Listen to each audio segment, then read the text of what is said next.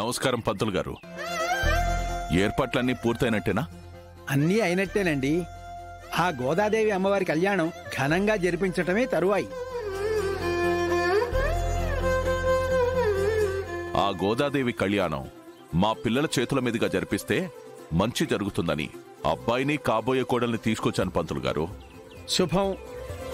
నేను కళ్యాణానికి అన్నీ సిద్ధం చేయిస్తాను. పంతులు గారు, మా నారాయణ మీతో పాటు వస్తాడు. ఏమైనా పనుంటే పురమాయించండి. అయ్యా. వెళ్ళు నారాయణ. అలాగే అయ్యా. నానా, హోమం అనేది పెళ్ళైన దంపతులు కూర్చొని చేస్తారు కదా. మాకింకా పెళ్ళే కాలేదు కాబట్టి మేము చేయకూడదు నాన్న. అది కరెక్ట్ కూడా కాదు. ఏది కరెక్టో ఏది కరెక్ట్ కాదో నాకు తెలుసులేరా. నేను పంతులు గారితో అన్ని మాట్లాడాను. హోమం పెళ్లి కాని వాడి చేస్తే త్వరగా పెళ్ళవుతుందంట. తర్వాత అంతా మంచి జరుగుతుందంట. అయితే హోమం చేయకపోతే పెళ్ళి ఆగిపోతుందా? ఇప్పుడిలా గొడవ చేసి గుళ్ళో అందరి ముందు మన ఇంటి పరువు తీయాలనుకుంటున్నావా? సరే, హోమంలో కూర్చుంటాను.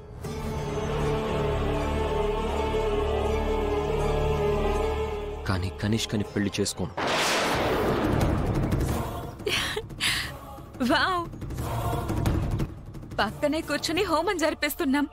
ఇదే ఫ్లోలో రేపు పెళ్లి కూడా జరిగిపోతే. అయ్యా, అలా మనకి నచ్చిన వారికి ఇవ్వడం పద్ధతి కాదు. ఆ పుణ్యఫలం ఎవరికి దక్కాలో ఆ అమ్మవారే నిర్ణయిస్తుంది. అది కాదు పంతులు గారు, ఎంత డబ్బైనా సరే ఆలయానికి విరాళంగా ఇస్తాను. ఈసారి మా కనిష్కకు అవకాశం ఇవ్వండి. బసవరాజు గారు, మన్నించాలి. మీకు తెలియందేమి కాదు కదా. తరతరాలుగా గుడి సాంప్రదాయం ఒకటుంది. ఆ సాంప్రదాయం కాదని మనం ముందుకెళ్తే మీకే మంచిది కాదయ్యా. అయ్యా, ఒక్క 2 నిమిషాలు ఓపిక పడితే కార్యక్రమం మొదలవుతుంది. దయచేసి నన్ను తప్పుగా అనుకోకండి అయ్యా. పంతులు గారు, అది కాదు పంతులు గారు, ఒక్కసారి. అమ్మా కనిష్క, ఆ తల్లి అనుగ్రహిస్తే అవకాశం నీకే దక్కుతుందమ్మా. వెళ్దాం పదమ్మా, పద. ఓం శ్రీమాత్రే నమః. ఓం మహాలక్ష్మీదేవ్యై నమః. ఓం అంబికాదేవ్యై నమః. ఓం శ్రీ గోదాదేవ్యై నమః. ఓం శ్రీ సరస్వత్యై నమః. ఓం శ్రీమాత్రే నమః. ఓం మాంగళ్యప్రదాయిన్యై నమః. ఓం శాంతాయ నమః. ఓం శాంతిస్వరూపిణ్యై నమః. ఓం భయనాశిన్యై నమః. ఓం భైరవ్యై నమః. ఓం కాళ్యై నమః. ఓం రోగనాశిన్యై నమః. ఓం సర్వకారిణ్యై నమః. ఓం లోకరక్షకాయై నమః. ఓం జననాయ నమః. ఓం సృష్ట్యై నమః. ఓం సృష్టికారిణ్యై నమః. ఓం హిరణ్యవర్ణాం హరిణీం సువర్ణరజతశ్రయాం. ఏమండి, అత్తయ్య గారేరి? శ్రేణు వాళ్ళ ఫ్యామిలీ ఇక్కడ ఉన్నారు కదా, అలిగి పక్కన కూర్చుందిరే. నువ్వు కాని దండం పెట్టుకో.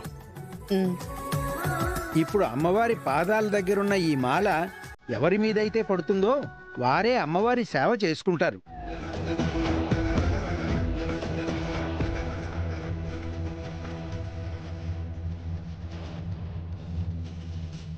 దండను పొందినవారే అమ్మవారి విగ్రహాన్ని తీసుకుని వెళ్ళి గుడి చుట్టూ 3 ప్రదక్షిణాలు చేసి తర్వాత వెళ్ళి కోనేటిలో స్నానం ఆచరించి తీసుకురావాలి.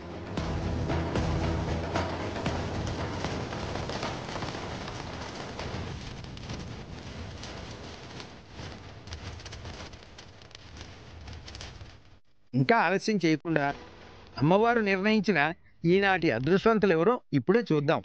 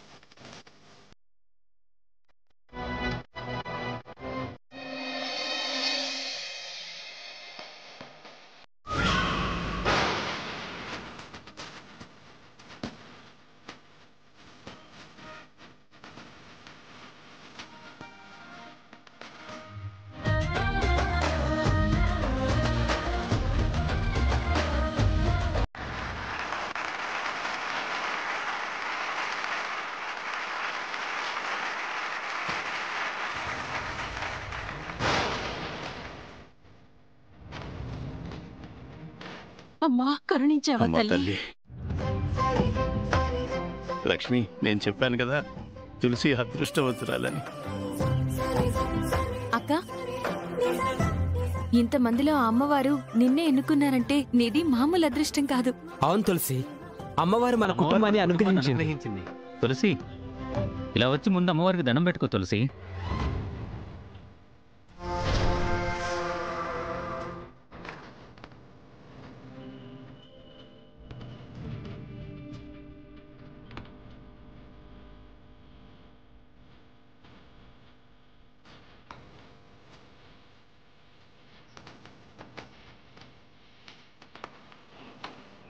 అయ్యా బసవరాజు గారు, ఆలయ ధర్మకర్త మీరే కాబట్టి మీ చేతుల మీదుగా అమ్మవారి ప్రతిమను తీసి ఆమె చేతుల్లో పెట్టండి.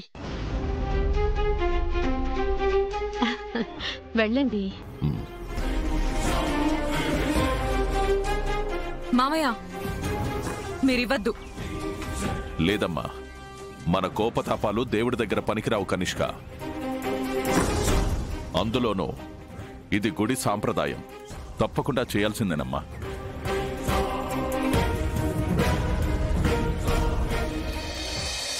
ఓం పద్మే స్థితాం పద్మవర్ణాం తాం యోపఫ్ఫయే శ్రియం చంద్రాం ప్రభాసాం యశసా జ్వలంతీం శ్రీం లోకే దేవజుష్టాముదారాం తాం పద్మినీమీం శరణమహం ప్రపద్యే ఏర్మే లక్ష్మీ ఏర్మే నశ్యతాం త్వాం వృణే ఆదిత్యవర్ణే తపసో దిజాతో వనస్పతిస్తవ వృక్షోద బిల్వః తస్య ఫలాని తపసా నుదంతు మాయాంతరయాశ్చ బాహ్యా లక్ష్మీః ఉపైతు మాం దేవసఖః కీర్తిశ్చ మణినా సహ ప్రాదుర్భూతో ఓస్మి రాష్ట్రేస్మిన్ కీర్తిమధ్యం దదాతు మే క్షుత్పిపాసామలాం జ్యేష్ఠామలక్ష్మీం నాశయామ్యహం. అమ్మా, మీరు అమ్మవారికి సేవ చేయాలనుకున్నారు కదా, పెళ్లి కాని వారు ఎవరైనా సరే అమ్మవారిని తీసుకెళ్లే వారికి దండ వేసి హారతిస్తే కోరిన కోరికలు నెరవేరుతాయమ్మా.